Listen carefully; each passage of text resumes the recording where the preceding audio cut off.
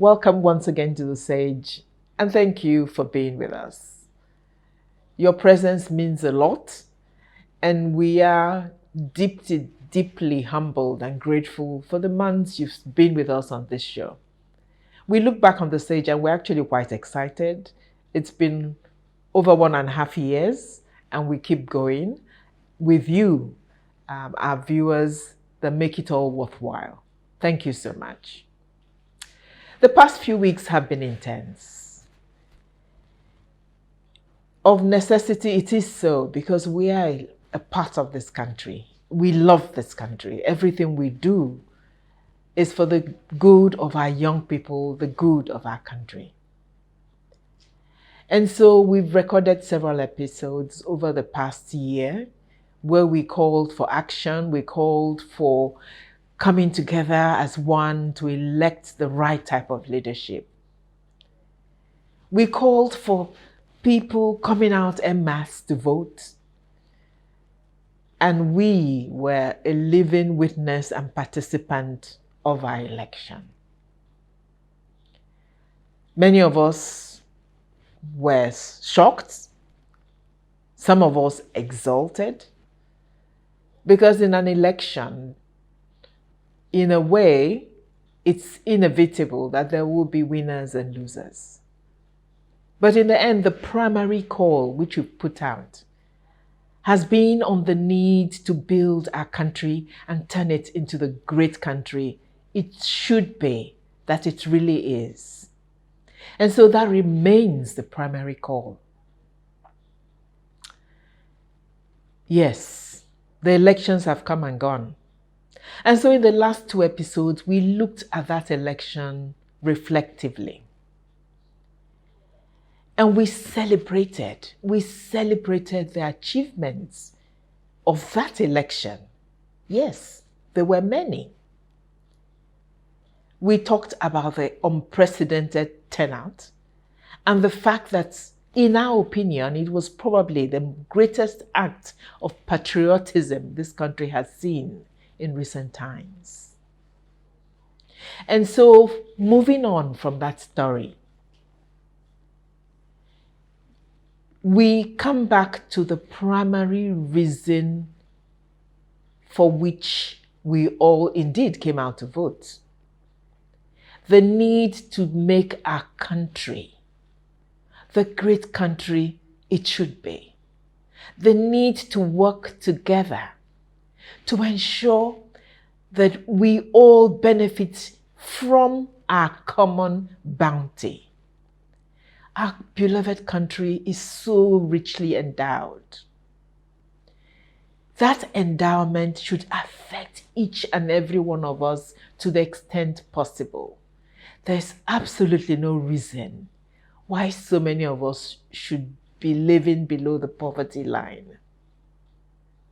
Our young people are immense in number. Our young people have so much potential. We need to ensure, to work together, that our great country actually delivers. And so we need to work towards our common good. That is the only important objective. So the elections have come and gone, but our core reason for living continues to be paramount and continues to exist. We need to now move on and continue the work of building a great nation. For us on the Sage, we ask you to join us as we look at certain sectors or areas of our life as a country and discuss candidly with many of our viewers who would indeed come on set to air their opinions about what we should do starting from today to make the required change and impact in our country. Examples of those sectors would include areas like business, education, government indeed, and leadership, religion, What role should religion be playing? Family, the core unit of our existence. Young people as the collective majority in this country.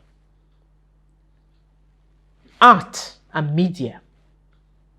So many important areas that need to be thought through, discussed, and strategized. Using each sector to contribute to concretely ensure that we are all moving towards a great country that should be our heritage. And so in that collective effort, within the context of this our call and forthcoming discussions, we on the Sage felt that the natural starting point was indeed to revisit the issue of our young people, the youths in this country. Let me remind you again about why this particular demographic segment is so crucial. Young people under the age of 40, 45 constitute probably at least 80% of the population of this country.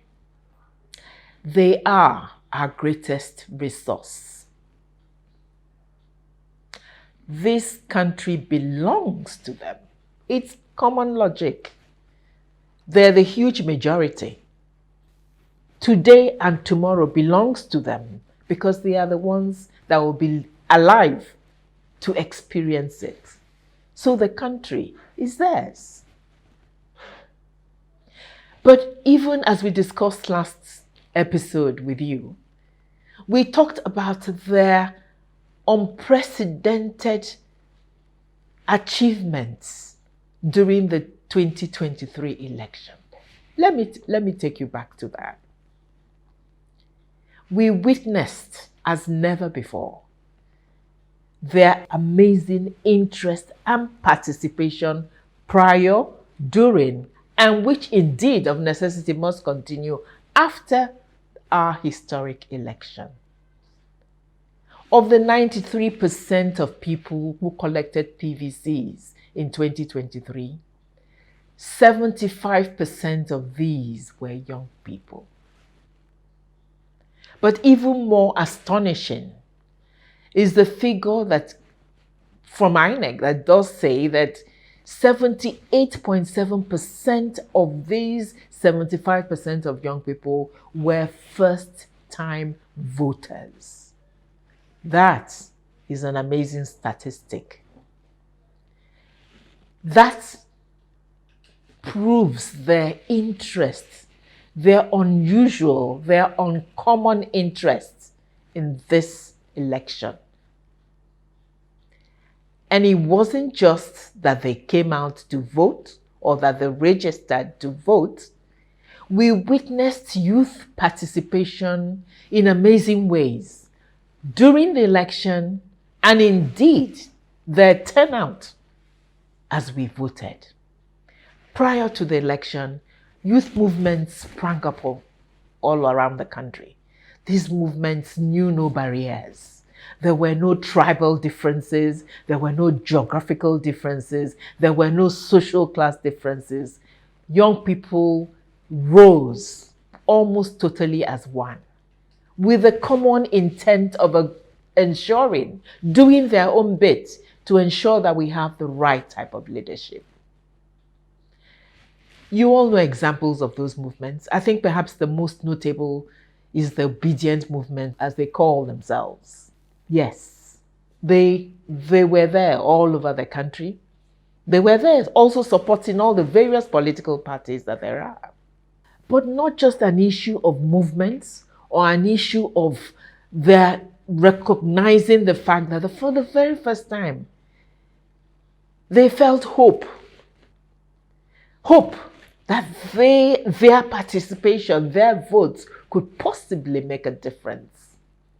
That they could have a tangible say and sway of the leadership that is put in place for our great country. We also witnessed many of the activities that continue. Many of them have designed apps and all kinds of collation materials towards ensuring that the results transmitted or recorded are indeed monitored and openly accountable to the people. They continue to work.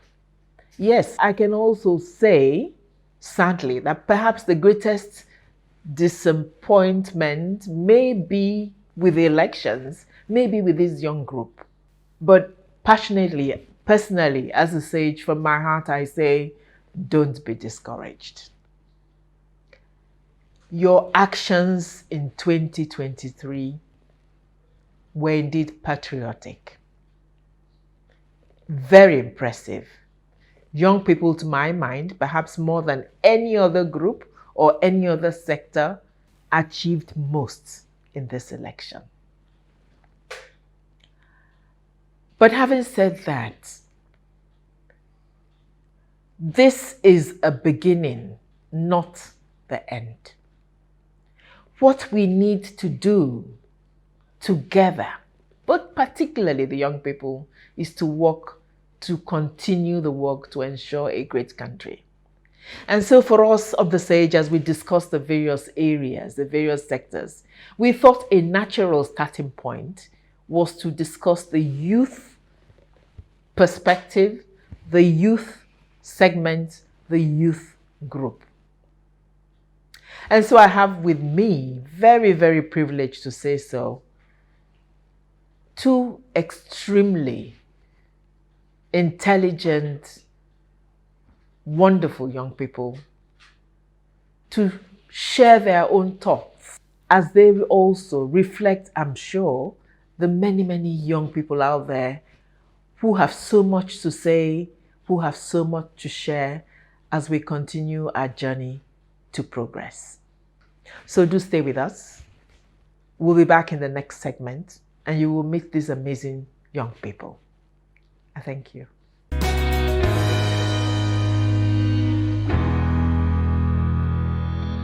Welcome back to the Sage and thank you for being with us. You won't regret it. Our discussion in this next few episodes is extremely important. For me, as the Sage, for me as a human being, as I've walked all my life, as a mother and a grandmother, we discussed today the population demographics that I think is the most important of all. Our young people. They are our hope. They are our dreams. They are our ambitions. They are our today and our tomorrow. And so I feel amazingly blessed to be able to open the discussion to two truly, truly amazing young people. Amazing because in their quiet way, they do their own very best in their society, in their lives. In quiet ways, sometimes you won't see them, but who have impressed me personally by their deep thoughts, their passion, their feeling, their overall sense of purpose and good. And so when they accepted to be on the set and share candidly with you, I was humbled and excited. Please join me as I welcome on the Sage today two young people, very much like many of you watching us today. Let me start from my extreme left by introducing Florence Nwachukwu. Florence, you got married recently. Have you changed Nwachukwu so that your husband doesn't sue me? It's fine anyway.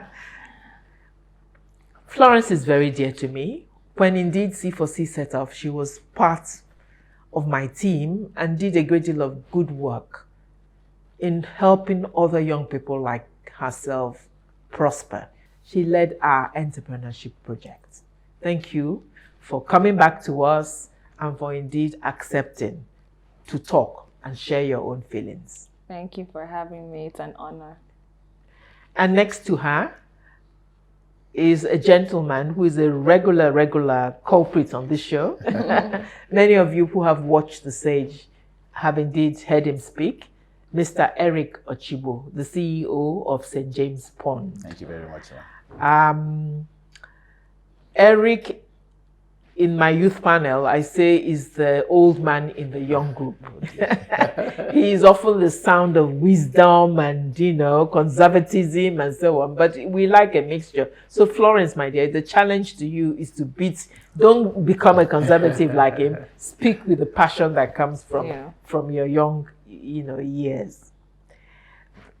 Part of what you can see, obviously, that we enjoy on The Sage is the fact that we have with us, by virtue of the work we do, which is for young people, a large pool of young people to always call upon, to share their views, to educate us, and indeed to come on the set when we ask them. They never say no to me. If they do, they know they will break my heart.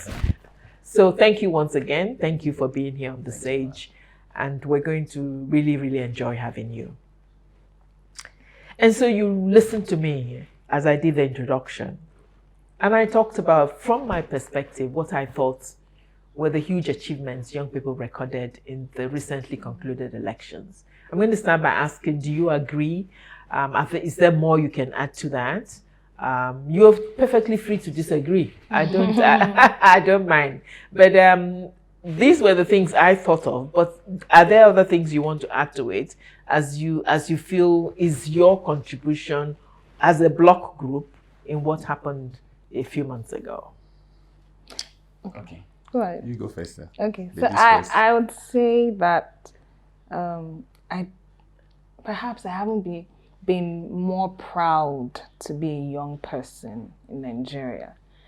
And this was a landmark event. This was, an epic display of young people and their passion and youth, display of youth, basically. And it was phenomenal to see the fearless demonstration, the passion, the unity in purpose, with which young people came out en masse in this past election. Whether it be their interest at the polls and the debates, online and offline, they're coming out to register, which, of course, the numbers are the highest so far, going back to 2011, 2015, 2019, and now. They're coming out that very day of election. Their interest in joining political parties, the courage, the resilience displayed at their polling units. I mean, it was inspirational to see. It was I agree amazing. with you entirely. Yeah. It was a joy. It was a joy. Yeah. Which I hope we haven't killed. Well, don't mind me. I'm pulling your legs. Eric, what about you? Okay, for me, this election showed that a revolution is going on in this country. exactly. I love that revolution. It shows a revolution is going on in this country, and Nigerian youth have seen enough shege, and they're trying to change it with a revolution without blood. Mm-hmm. And so we've seen the young Nigerian people at their most organized level. Mm-hmm. You see, it has come to a stage where we've decided that, look, we have to take our destiny in our hands. A study by the National Institute for Legislative Studies and Democratic Studies came up and said, of the 15,303 contestants in the last election, 4,374 were young Nigerians, young people. And I don't think we've had it this well. Mm-hmm. So besides participating in voting and electoral process, we are also getting the tickets of political parties to get involved, to sit right on the decision-making table, the table where decisions are made. And so for me, a lot has changed.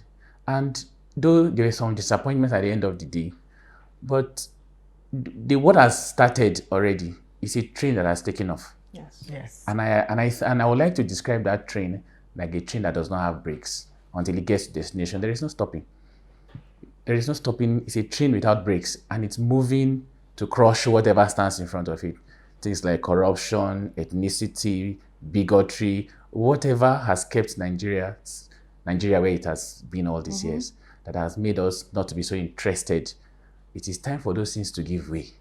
And then I will suggest for whosoever is behind such theories to get into this train of new Nigeria, because whether you like it or not, it's just a matter of time. Happening. This is just step one. Things are changing, and need to change very soon. Yeah. Absolutely. I love the two interventions, There's no turning back. I had released a previous episode in which I did indeed title No Turning Back. We have made huge gains. Yeah. We are on the right track, and there's no turning back. Yeah. It is a train that is bent on getting to this destination. Absolutely. A great Nigeria for all of us. Absolutely. Yeah. So, great. I think we're all agreed. And before we go into more other substantive issues, let me turn to both of you and say, share with us your election experience. Everybody, or most of us who are adults did participate in one way or the other. We lived through it, we have experience. Let me start with you, Eric. Can you share your election experience with us? For me, I had a very beautiful election experience. Besides my polling unit, I went to a lot of polling units as well. You okay? You were that interested going around to see what's happening, to see the involvement of young people. And I was happy to see that as early as 8 young Nigerians were already out waiting for electoral officials to come to the polling unit. And one particular event strikes me is the fact that the Nigerians who came out to vote were very, very circumspect of everything that happened at the polling unit. They were very vigilant, and I think I like that very well. To the extent that for the logos on the ballot paper, some logos don't have the name of the political party. For instance, maybe you have a logo for the All Progressive Congress, APC, which is the broom. They have APC written under it.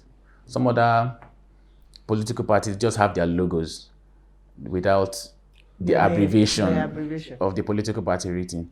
Nigerians were able to pick that up and complained to the electoral officials, and they have to explain that, this is what the political party brought. This is how they wanted it on the ballot box, on the ballot paper. You see, so the interest we are seeing now in election and electoral process, we've never seen it this way. And I would like to always attribute it to the fact that we have seen a lot of shege, especially in recent years, and the need to change this narration has arrived. So every single opportunity, the meticulousness of Nigerians right now to ensure we pick out every pin in the process, the electoral process. Everybody's so interested, everybody's so involved. So and that for me, monitoring. Yes. Doing their best to ensure that procedures are followed. And you see in other places where Nigerians revolted, for instance, people have not finished voting, perhaps it's getting late. The electoral officers who want to go, they say, no, you have to sit down here. In fact, there's a place in Durumi here, as at 11 p.m. to 12 midnight, they went home and brought their generators, put it on, and Oga officer, they say they're hungry. They want to bring them food to eat because we want to vote, we want to participate, and this is something we never saw before. So for me, it's a whole lot that is happening, and it's happening very fast, and it's a joy that we are seeing this happen. And it's giving us the confidence that the new Nigeria we deserve is closer than we think. That's amazing. And I want to highlight the fact that you actually then kept going from polling unit to polling unit because you were that interested. You wanted to see what was happening. For you, it was important that you wanted to reassure yourself that indeed the voting was happening. And so that is great. That is great. Florence, what about you? Well, I didn't go from polling unit to polling unit, but I was an avid online observer and advocate. So even the day before, I hardly slept. I think about 3 a.m. or 4 a.m. I sent you one of these videos, and it's like, is it that you're not sleeping or you're already at the polling unit? I spent the whole night the week before sending out videos or even the video on the the logo issue, and I sent it out to say, this is what it is. It's just because the logo doesn't have. So I was doing all of that sensitization online, and then on the day of elections, I was like this on the TV screen and on my phone screen, morning till night, following, observing what was going on in different polling units in different states. And it was amazing to see, like I said before, the courage, the resilience that people showed. It was raining heavily, for example, in Abuja, but people stayed. They were drenched, they were hungry, they were tired.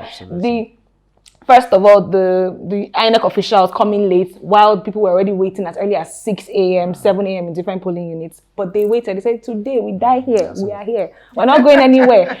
So when they got hungry, many people took people and I said, I have food. Do you want food? They went to their houses and brought food, brought water, even took things as they went to the polling units.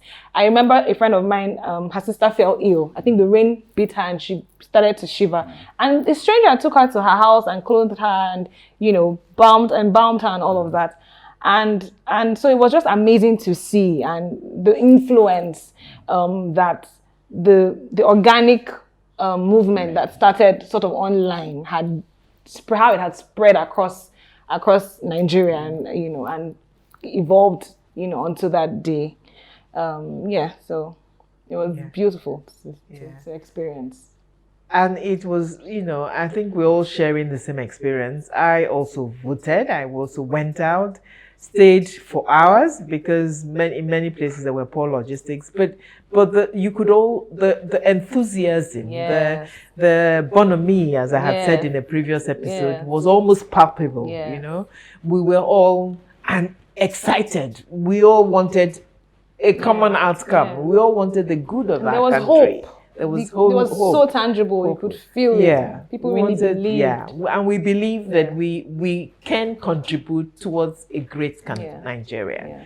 And so, yes, it is a moment to reflect upon. And I think for many of us, we need to hold that as the major memory of the election. And not whatever disappointment we think we may feel. It is really the fact that we had, despite everything in the past, in our history, been able this time round to demonstrate our patriotism, our willingness, our hope, our desperation to believe in a great country. So so that was the election experience. And now we go on. So yes, we have voted. It was a moment in history to be proud of, but the work is only just beginning. What is critical, what is pertinent, is the fact that this journey is going to continue. That for all of us, we must never give up the work, the joint work, to make our country a great one. To make sure that the resources of this our wonderful, blessed country reaches the majority of us. To take our rightful place in history. And so I'm going to turn back to my guests and say, the work has just begun. We have said that we will explore other areas on the stage, but those areas sort of all come together when we talk about young people, as a whole. And so to ask you what you think young people should do and be doing now to continue the march towards a great country. For one, youth activism. I think this election, and even before now, the EndSARS movement of protest, I think Nigerian youth have woken up to the influence and power they have. When we say democracy is government for the people, by the people, we just now woke up, I think, young people. We've seen the by the people. By the people. It is our government. It is for us. It is by us.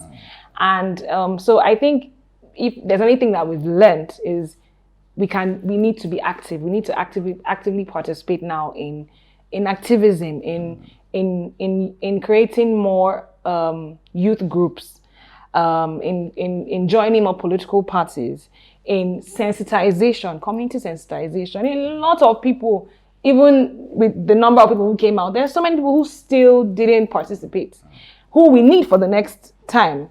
And basically because they don't know their rights and their duties as Nigerians and what franchise means. So there's that need to go down to the grassroots, to the local communities, and sensitize them and educate them on what it means and how it is their right and the power to vote and what that means for Nigeria, as a whole. Also to establish civic organizations that hold government accountable. I'll give Budget as an example, or Track as an example. And these are organizations set up by young people to track what government is doing when it comes to project implementation, for example, or when it comes to the budget and how it's being spent and allocated, to the different tiers of government. And we need more like that. We need more organizations like that hold government accountable on there's so many different sectors. There's health, there's education, there's enterprise and economy. There's so many, sectors that we need to push for or advocate for better governance, better administration of resources. And the youth we need to know that there's a pivotal role that we play. And need to become key players, in leadership, in governance, and in politics. I love those. I love those points. Not that all the points you've both been making are great, but I want to stress the fact that, indeed, for the sake of everybody, including the people governing, leading, actually, there is an urgent need for accountability. For you to perform well, somebody needs to be assessing your performance, and so I love that. I know the young people have it in them. They have the creativity, they have the innovativeness that is required to set up this accountability units or organizations and so on. So that indeed we all understand what is happening in our country and can call our leaders and implementers and managers to explain, but also help them, because it is when they understand what they're doing that they're going to be able to improve or correct mistakes. So I think that is important, and that's, like you rightly said, is a critical role for young people, as well as the one of continuing the mobilization, knowing that there's still a great deal of people out there to be mobilized. And very linked to accountability is the issue of fighting corruption. And oftentimes when we discuss corruption as young people, we think of government on that level, forgetting that there's what we call cutting corners. There's the Nigerian factor. There's corruption when bringing it home to everyday life, in our business, in our offices, the different aspects or expressions of corruption, of bribery. And so to educate people on that you cannot say you want to hold your government accountable if you can't be accountable at your place of work or within your sphere of influence. If you can't point out corrupt practices and discourage it, then how do you hold government accountable? And similar to that, obeying the law and doing the right thing at the right time. So we have situations where corruption is celebrated. Yes. You see, somebody comes to your neighborhood or comes to your village with plenty of money, somebody you used to know, has done no business, has done no work, maybe just got into politics or just got a job, and within a twinkle of an eye is coming back home in convoys of vehicles, is raising structures everywhere. And as young people, you go and clap for such persons without asking questions. Or aspire to be like them. Aspire to be like them. Make them chief. And so, and for that reason, I think from there we started having the Yahoo Boys issues that we now have, people trying to cut corners everywhere. If we want to build a new Nigeria, if we want a Nigeria we can be proud of, just like she said, we have to discourage corruption and celebrate virtue, reward values. Because there's somebody who has gone through school, who has studied very well, has come out with good grades, because he wants to contribute, and he is he's relegated to the background. It is those who have done nothing, who has contributed nothing, and made money in unaccountable manner. So we have, as a people, as young people, to discourage. And I like when you say young people are very creative, and it's beautiful to know that they are very creative people. You see, between the presidential election and the governorship election, there was a huge lacuna that was noticed. which was the fact that INEC couldn't live to his promise by where it has promised that electoral results will be transmitted real time. Live. And they came with a lot of reasons. Oh, we had technical issues. Within a space of 2 weeks, young Nigerians had developed applications that could transmit election results real time from the polling units. Again, that is going to hold INEC accountable for subsequent elections. There's an app called Collate. There's Africa Collate. There is Office of the Citizen. Then there's iElect, developed by some young boys in Abuja here. And this app, particular one, iElect, runs on WhatsApp. It allows you to monitor elections. So that in your unit, you can actually so from your polling unit, you can transmit election results real time. You can transmit situation reports. If there are people trying to snatch, or you can just do your short video and transmit into a central portal, and every Nigerian have access to see these things real time. So INEC no longer has the monopoly of having that IREV. It may not be IREV, but we have something similar that can check or that can do what IREV is doing. That keeps INEC officials on their toes. And going forward, young Nigerians, we have to develop a lot of this across all sectors. One sector we have to look at very well is the power sector. Because if that power sector is not functioning very well, education and health, if these three sectors are not functioning very well, it doesn't matter what we have achieved in the last election. It doesn't matter what we've done or what we are trying to do. We have to make sure these three sectors start working optimally. And we have to develop, be it programs, be it strategies, be it softwares like we have seen in this election, to track programs of government, to track resources and implementation of policies of government. Talking about implementation of policies of government, there is one aspect of our governance that the Nigerian people, particularly the youth, have not been very interested: the parliament. You see, for every decision your president will make, it has to be approved by the parliament. Now he wants money for budgets, the parliament will approve the budget. Nigeria's debt profile today is about 46 trillion naira. That amount was approved by the parliament. So we don't just sit down here and throw stones at the president. Oh, you have too much debt. Look at how are we going to pay this money?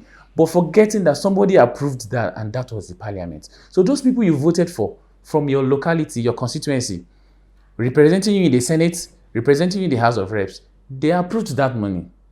So it is important for us to start looking at what they do in the parliament. We had some problems in these last elections where partisan people were appointed as electoral residential officers, like we had in Adamawa State. Now, how are they appointed? The president only selects these people and sends them to the parliament to approve. It is the parliament, it is for the parliament, the Senate in particular, to run a check on these people before approving their appointment. But if the Senate has not done that due diligence, that allows partisan people into an independent body. Then all this effort we have will now be going down the drain. So hold your thought, but let me just stress what you just said, because while a government is often to a large extent controlled by a particular party, right? The point you're actually making is that the parliament, the legislature, allows us the opportunity to ensure that there are no hidden interests. Absolutely. As you screen whatever they present to you for approval. It is indeed supposed to be the arm that checks and balances. But yes, what the executive is doing. Exactly. Now, another aspect we must look into very well are the laws the parliaments are making for us. And now, if you look at the Electoral Act, which we have celebrated so well, we have a problem with the clause that allows INEC to transmit electoral results electronically.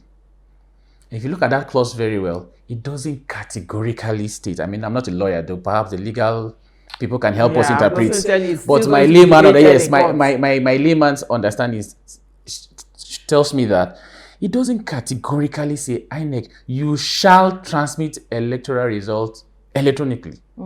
I think that was left, by the way it was couched, it was left for the INEC to use their discretion. But the courts will decide that, the legal people will decide that. I don't understand. But what I'm saying is, young people need to be involved in electoral, in law processing, in the law making process.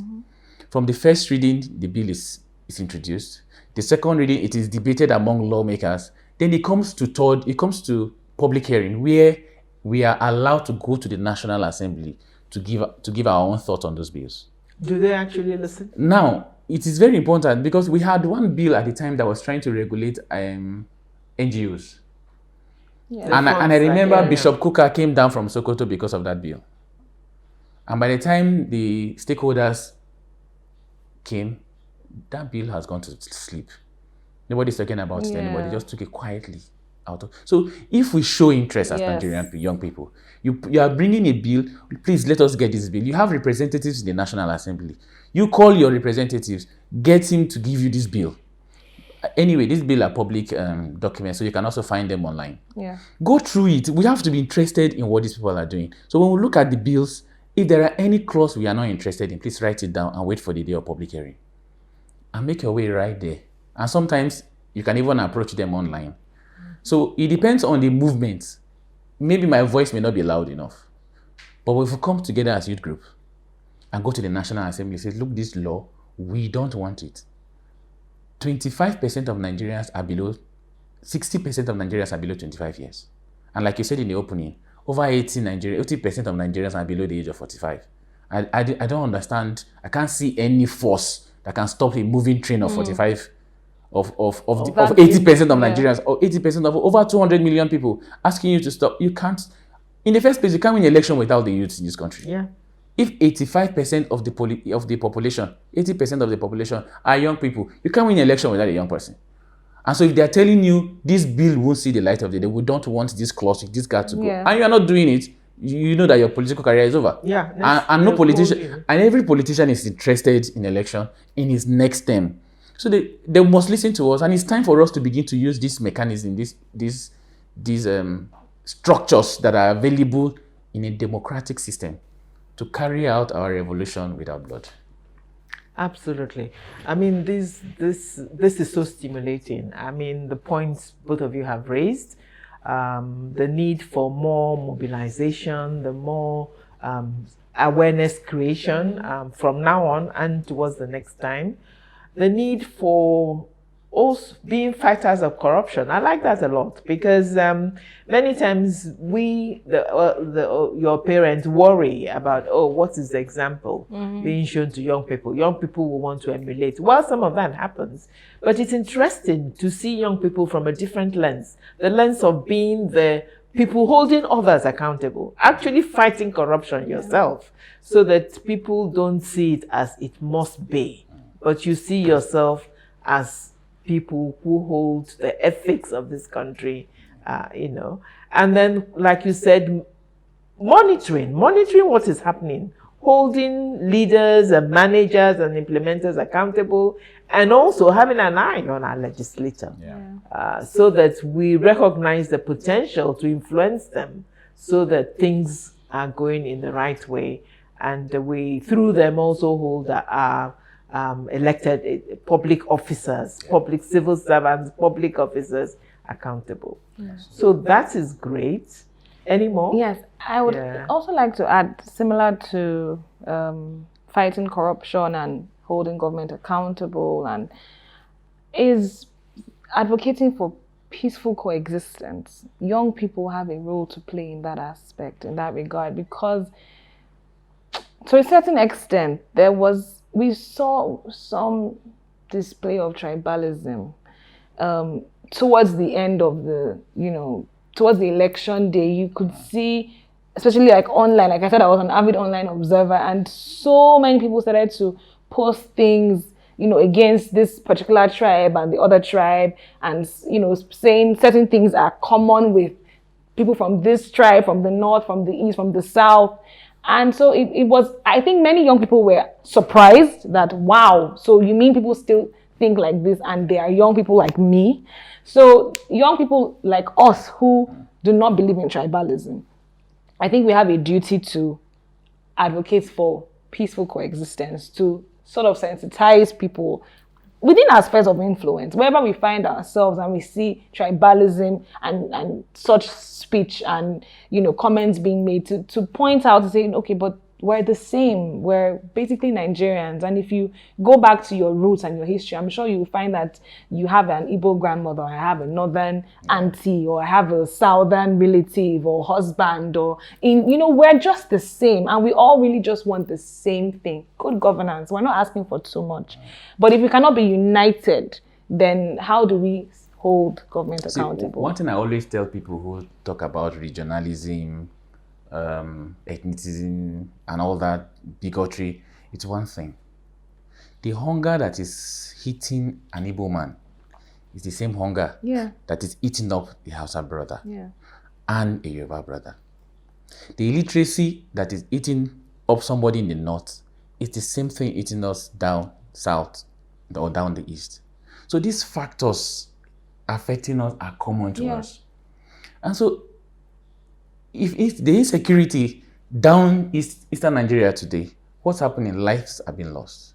If we go up west, northwest, lives have been lost. Thing. So it's not, if there is a bomb blast today, the bomb blast will not say, okay, come Igbo people, come this side, or Hausa people, come this side, before it will explode. It will consume all of us. You see, if there is fuel scarcity, we all go and queue for fuel.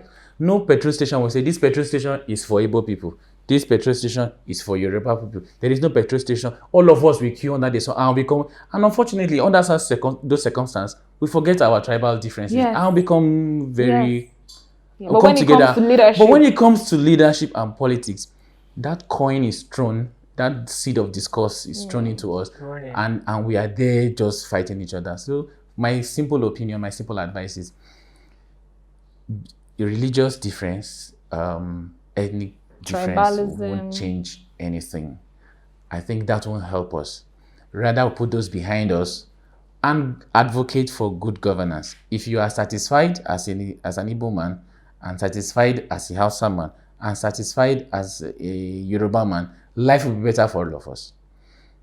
But if we are not satisfied, if we can't get good schools, we can't get to good hospitals, because if you get to the hospitals and there are no medications, just like a Hausa man will die, so an Igbo man will die, so a Yoruba man will die.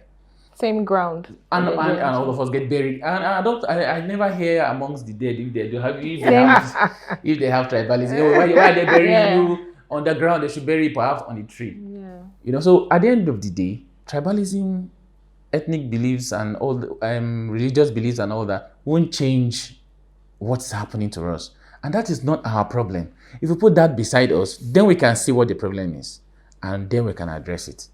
And that is the only way we can get the new Nigeria we desire. It should be a nation. Yes, different tribes and tongues, that should be our asset. But we have a nation where, and I don't know where this is coming from. We are people, prehistoric Africa, it doesn't matter your tribe. If you are eating here and a stranger is passing on the road, you will insist that person comes and eats. Or you provide water for the person. In fact, there's a biblical story that, and that is humanity. I remember the story of Abraham, how he brought in angels into his house without even knowing. He just saw strangers passing. And this is what Africa is known for. You can be selling your things. Prehistoric Africa, you can be selling your groundnut. You want to go to the farm, you leave it in front of your house. Or your yams. People are honest. We had values. We believed in our culture and tradition. Only God knows where this is coming from. And I want to be very sure it's as a result of politics. Please, when we can get that off our minds, off our tables, we'll see who the monster really is, and we can take them out and have a good country. Those are profound words from both of you. So true. But I want to also highlight something you brought in towards the end, and that is the fact that not only is it obvious, like you have said, that when we have problems, when we have issues, those issues don't hit us more or less because of where we come from, or what language we speak, or what color our skin is, or whatever. So that is, we're all affected commonly. So that is something that is fundamental, and we therefore need to know that it's stupid to be discriminating. But something I also believe and have seen a great deal of in my years of life is the fact that there's an additional dimension which our young people need to remember and understand. our differences are actually opportunities. Yes. They are our strength. Yeah. Our diversity is a strength. Yeah. So it's not that forget and pretend it doesn't exist, Absolutely. but to recognize with respect those differences and to work, it's like when you have an opposition party. Opposition parties are important because they Yes. keep you On your toes. on your Yeah. toes so that you are listening to opinions that are not just your own, Yeah. but counter opinions, because many times they also have some merit. Yeah. In that same way, Nigeria is blessed by our diversity. And until we begin to appreciate it for the blessing it is, for the treasure it is, we're missing something. Because when we learn to value that diversity, we are proud of it. We rejoice in it. We listen to each other. We learn from each other. Let me be concrete, For instance, I grew up in the West, in Lagos. One of the things I find most admirable about the Yorubas is their the respect embedded in their culture. Yes. Respect for the elder. It's so, we all have it to different extents, but in some it's more marked than the other. Yeah. And that is something to learn from. And so Nigerians, young people, I say to all of you, move, apart from the fact that, as you wisely said, people often use these differences to try and separate you and therefore reduce your power. But actually see also, yes, accept our differences, but recognize it as a strength. Something we can all build on to make a greater nation. Yeah. Another aspect I think I witnessed during this election was some young people choosing to be affiliated with some political parties or having preferences for one candidate or the other, simply because of their self-aggrandizement. And it was so disappointing. It was so disappointing to see some people that I know and respect and have had conversations with, about governance and about life and society, and then to see that the reason you're supporting this person is because you have something to gain if this person is in power. And it was a shock for me. And so I think we need to understand that it is corruption. We as young people, we need to, what is there should be a common goal, and it should be the common good of the people. Absolutely. The progress of Nigeria, not of me and my family, or my business and my career. But as you pursue your career and as you pursue self-development and actualization, if your country is not progressing, it's useless. There's no, it's not even possible for you to enjoy the life that you think you've built, where your country is, the economy is deteriorating, the society is deteriorating, there's no peace, there's violence, there's insecurity, there isn't power, their infrastructure is not available. And simply because we don't put the right person in government, and we don't hold them accountable, simply because I wanted my pocket to get full for the next 4 to 8 years, and after that, you can do whatever it is you want, or simply because you have plans to japa. So you don't care, your family is out there, or you intend to leave anyway. So I'm going to be tribalistic. Let it be someone from this place because it's our turn to rule.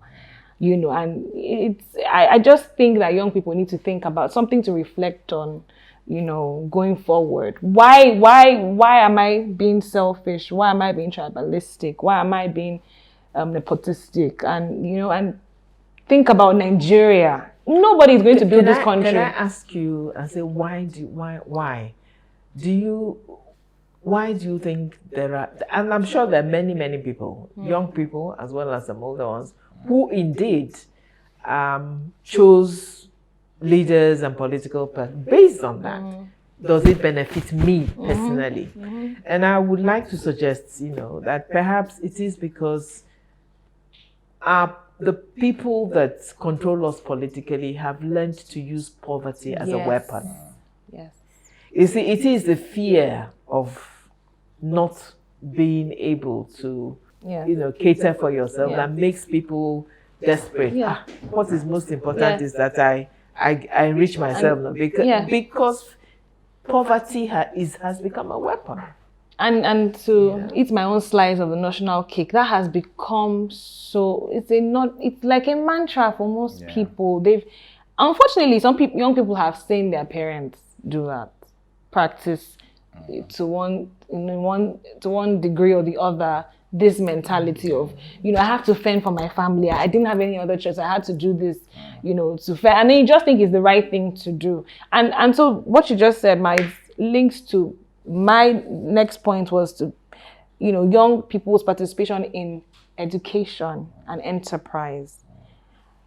Because unless you are self-empowered and developed and do the same for others around you, we cannot fully eliminate poverty. We cannot, the fight against poverty, or, government cannot do it alone.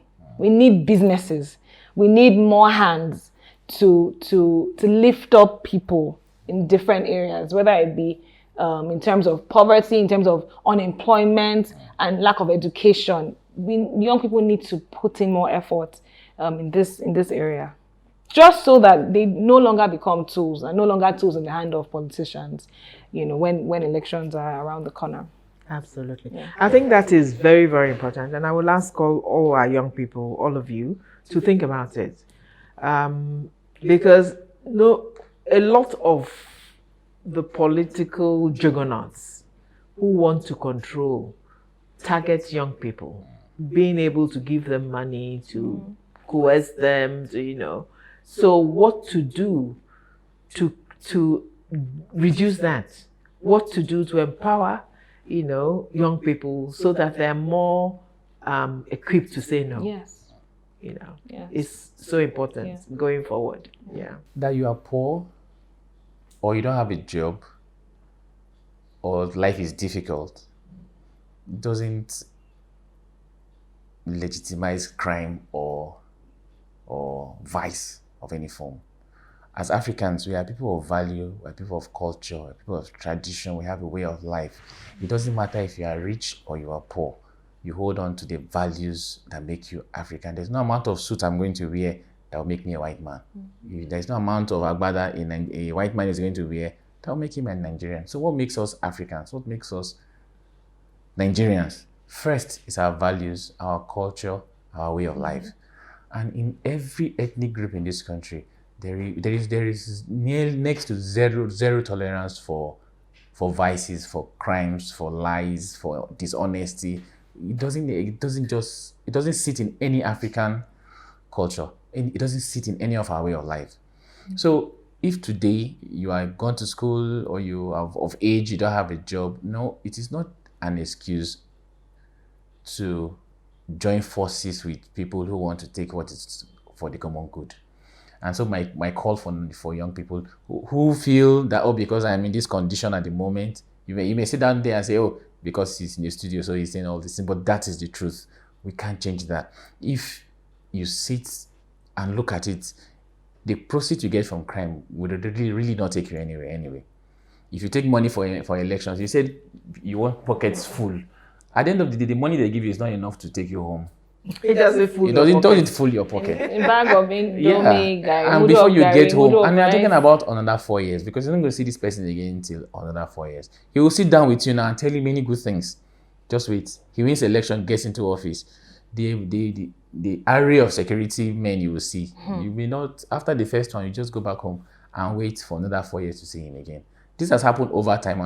And I'm happy that majority, of course, we don't have all the young people on board yet, but majority have seen that this status quo has to change.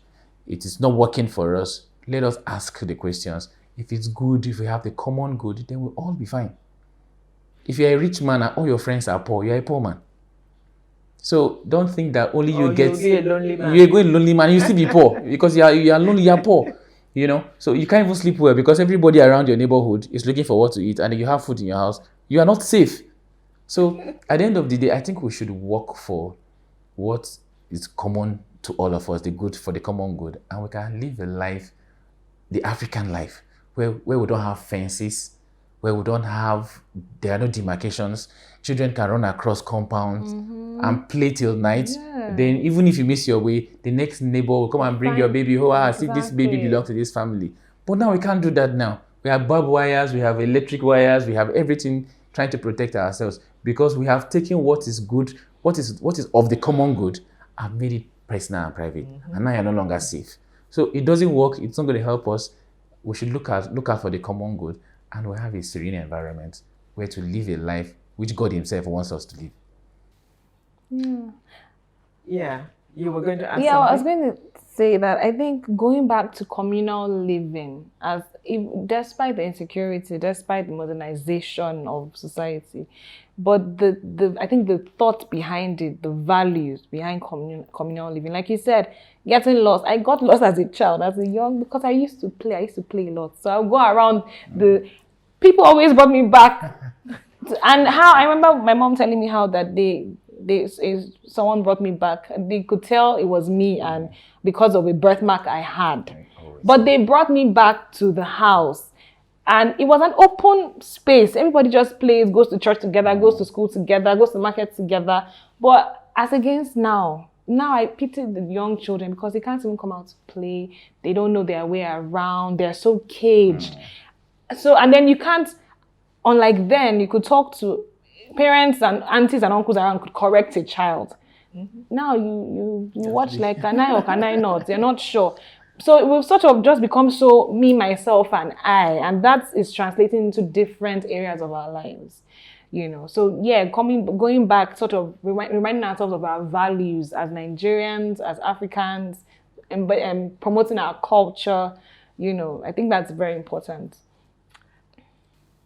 So true.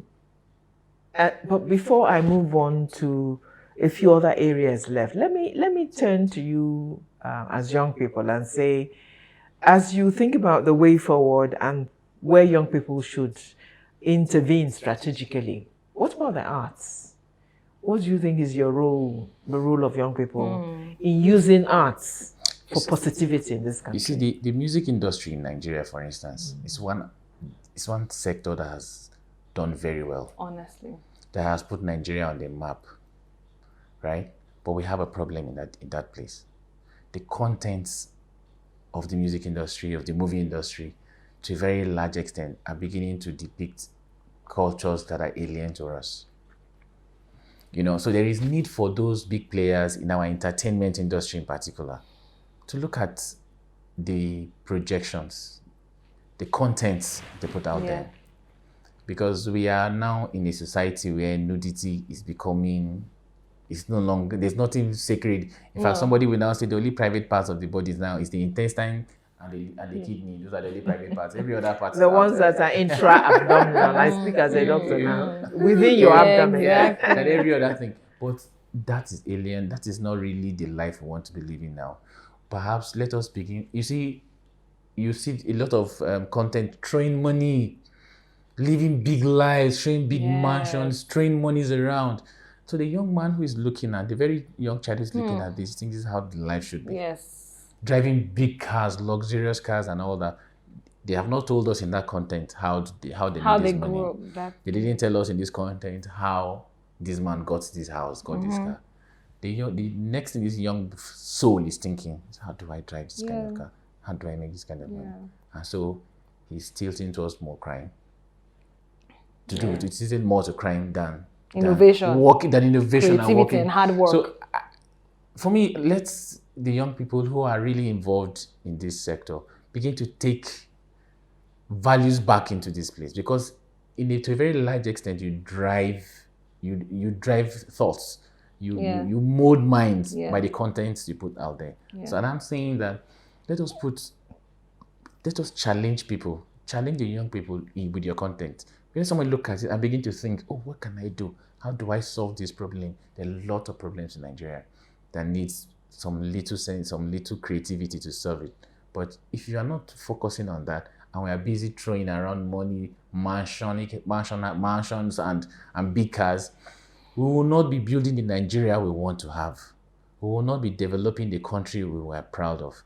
Rather, let us put into our content those things that build the morals of our country, those things that strikes the hearts of men. So you bring you so that we can develop our economy, and really people can now legitimately have build such mansions. But we have a problem there, and it is up to us, because we're not just talking about politics now. We're talking about building a nation which we can be proud of, we can live in, and that aspect is one very fundamental aspect that needs a lot of action. Something football does. When we are watching football in Nigeria, it doesn't matter your tribe, it doesn't matter where you come from. Everybody collapses behind the national team. You see, Nigerians were so angry the last time we lost to Ghana in the national stadium. They were so angry and displayed. It's not like I endorse that, but it shows the passion we have to when we come together. So when you bring out such contents in the entertainment industry that allows people to think, that allows people to get creative, you see that you would have preached more than somebody on the pulpit. Mm-hmm. Can I sort of rehone you, because you've said many things that are indeed true. You know, the way a large part of the entertainment industry runs at the moment, because many times, even without ill will, many of these artists recognize the need to make money, and therefore you produce things that you think will sell and people will buy. But I want you to rephrase and relook at it and say, as part of the action that we're suggesting, it's not just an issue of criticizing now, but what do you strategically do, you know, even if it's as part of a youth movement, towards influencing the influencers? I am using the language of the young person now, because sometimes they don't mean harm, but sometimes they need, it's like you select goodwill ambassadors, because you are selecting them to come preach your cause. So I'm talking about concrete action towards mobilizing the influencers to become positive influencers. Let me attempt to, because while he was talking, I remembered a saying I learned in my literature class back in secondary school about how literature reflects society. And so I was just thinking about the movie industry, for example, similar to the music industry, and how I think that they have such a huge platform and audience, through which they can ask pertinent questions, you know, as it relates to society and leadership and governance and, you know, youth needs and all that. They have such a platform to ask such pertinent questions, to discuss societal issues, to inspire young people, to promote values and culture, Nigerian culture. And so whether it be music, the same thing with music, you know, there are a few artists, for example, who have just decided that this is my niche. I inspire through my music, or I through my poetry or spoken word, I address societal issues. You know, I inspire young people. They think more of their art as a tool, and working, you know, with others on a mission to sort of add to bring impact, to make impact. So there's the aspect of making money, because it's a talent that, you know, you're given and a skill that you've developed, but at the same time, you can make impact. You can be of influence. You can influence the influencers by sort of changing the narrative and saying, look, as young people, what do we want to say? And what's the legacy that we want to build? And what's the impact we want to make? So whether it be arts, be music, be movies, there's even business, you know, social entrepreneurship. What am I going to be known for? What's my business going to be known for? And what impact, what am I adding? What's the value I'm adding to society? What quota am I bringing, you know, to society? So I think it behoves on us as young people to start to think about the future, and not just the now and, you know, what I can make now, but the future. And when you look back, what did I do? What did I use my life, my talent, my skill, my time, my resources to do? And how did I impact on lives? And that skill that I had, that talent that I had, how did it influence another person to you know, make impact? Yeah. And I think let me sort of, I think that's great. Let me sort of couch it in saying, for you to look back and say, these are my talents, my skills. How did I use it to positively Yes. impact and recreate my country and my Yes. life? Yes. And that's and also to recognize the potential power in that your creativity. Yes. Okay? Yes. And therefore the fact that you are duty bound to use that your artistic talents Yes. for positive. Yes. So that each of our performers, entertainers, singers need to have a moral conscience through Yes. which they operate, Exactly. and need to be patriotic, Exactly. even in what you do to make a Yes. living. Yes. Yeah. Yeah. So great. I mean, we could go on forever. There's so much to discuss, because when we talk about young, it's being young is a whole life in itself and impacts every sector.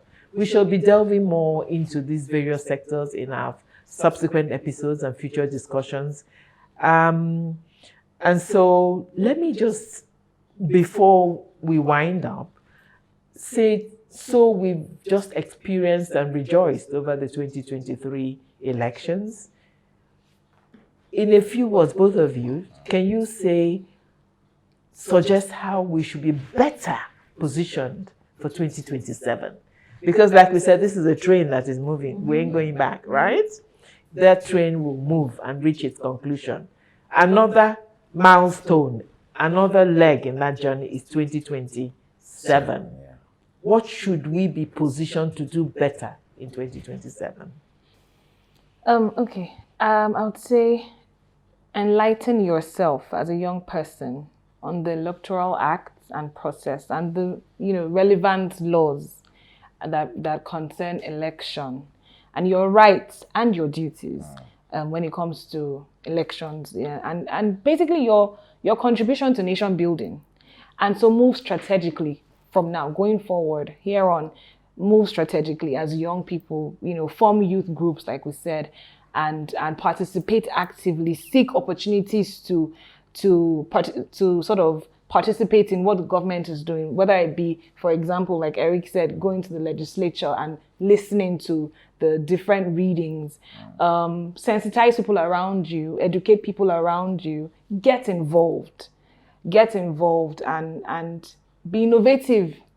Be innovative in the way you sensitize people. For example, social media was a huge, the tool that social media became, within this period. I mean, then there's so much more that we can still do. So use technology and galvanize people, and let our spirits not be dampened by whatever disappointments, but fuel it, take on based on what we achieved, feel that passion, and say, you know what, we have the power, we've seen it, we've done it before, we can do it again. Yeah. We have the power, we've seen it, we've done it, and we shall do even more again. Yes. Great. Eric? For anybody to emerge winner or to emerge candidate, for any leader to occupy public office, he has to register in a political party. And the political party has to give him or her the ticket. It then means that a lot of decisions that affect us as a country is being made at a political party, because it is those candidates that will now vote for. Ahead of 2027, it is very important we as Nigerian youths begin to influence the decisions that happen in political parties. And you cannot stay far from the political party and make those decisions, because those things are made within the party. So we need to get into parties. And there are about 18 political parties right now. And we need to get into all of it. So for any decision that we made in any political party, it's going to affect us tomorrow. In fact, tomorrow is too far. It's a matter of, from the time of primaries to presidential election, it's within a year. They should have finished all the decisions they want to make. Whatever we are doing in the general election, it's either to agree or disagree with them, and we don't have much options at the time. So where we have the option to influence issues are at the political party level. So number one, as young people in Nigeria, we need to get involved in the political parties. And like we said earlier, the parliament is so important. The parliament is so important in a democratic system. before the next election, there will be amendments to the Electoral Act.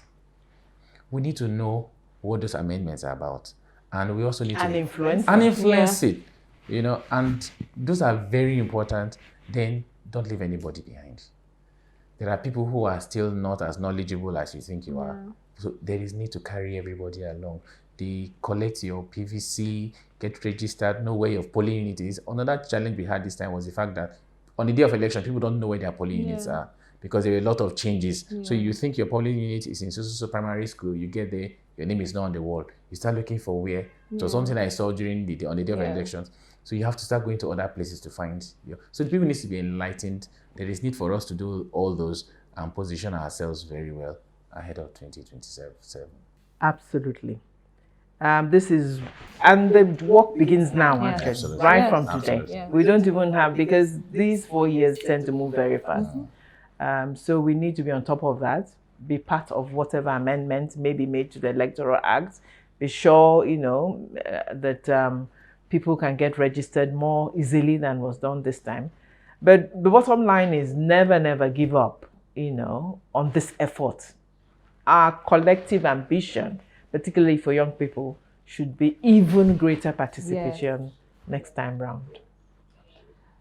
Great. Thank you so much, both of you. Our viewers will agree that it's been absolutely wonderful listening to you, sharing your thoughts. And I'm sure many of them agree with you. And I'm sure many are also articulating their own as they watch. And so it is no mean task to attempt to summarize such an important segment. Young people, as we said before, are a huge majority in terms of our demographics in this country. Young people are our today and our tomorrow. The country belongs to them no matter what anybody wants to believe or think. You will, as young people, as a bloc, make and unmake this country. That you take over and build a country that will truly advance you and your generation and your offsprings is something, in my mind, you have no choice but to do. Some of us have lived many years, and not too far future we will move on, because that is the way the biology is. But you have a much longer time to stay here. The key messages come out clear. We have done well as young people, as a people on the whole. Young participation in this process was unprecedented and needs to be celebrated. As Eric put it very nicely, we are in a moving train that is moving and it's not going to stop. We will continue to move till we achieve our ultimate objective as for a greater and more equitable Nigeria. One that we can all be proud of. One that treats everybody within the country with dignity and respect. One in which our bounty is indeed a common bounty. There's no turning back. Work continues from today. Next time round, young people will participate even more and will make sure that what they need and what they want indeed determine the leadership of this country. Not just in terms of governance, but also leadership in this country in every sector that contributes to the progress of the country. So help us God. And so once again, Eric, thank you so much for being on set. Florence, thank you so much for being on set. We shall continue this discussion. Someday we shall call you back to see whether we're on course or whether we have all gone to sleep. Yeah. And someday we shall rejoice because we will say we have come from a long way and we have done it. Our train perhaps has come to a stop at its final destination. So we thank you all. Thank you so much for having been part of the show. Be with us next week as we continue our discussion on moving forward for a greater Nigeria, on reconstructing our country. We thank you. See you next week.